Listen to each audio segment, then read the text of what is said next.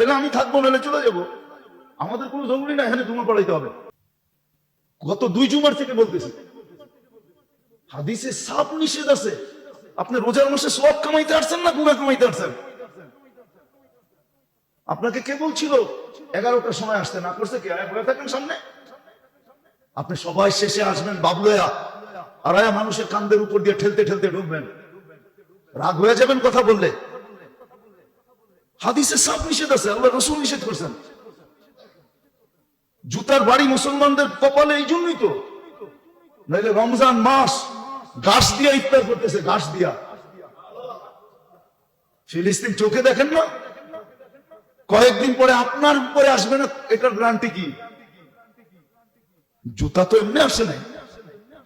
আল্লাহর সিস্টেম এই উম্মতকে দুনিয়ার থেকে জুতা মাইরা পাক করবে, জুতা মারবে, জুতা। বিপদ আমরা টাইনা আনতেছি। আল্লাহর হুকুম মানে না, নবীর তরিকা মানে না। তো যেটা বুঝাইতেছিলাম, কথা শেষ, নষ্ট হয়ে গেছে। যেটা বুঝাইতেছিলাম, দরজা বন্ধ করেন ভালো মতো।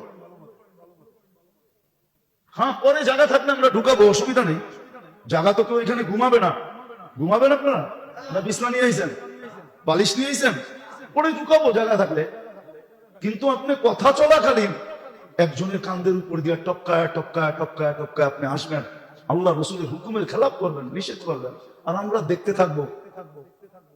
বেতনভোগী কর্মচারী দিকে দেখতে থাকবো, কিচ্ছু বলবো না। ওরকম বেতনভোগী কর্মচারী আমি না।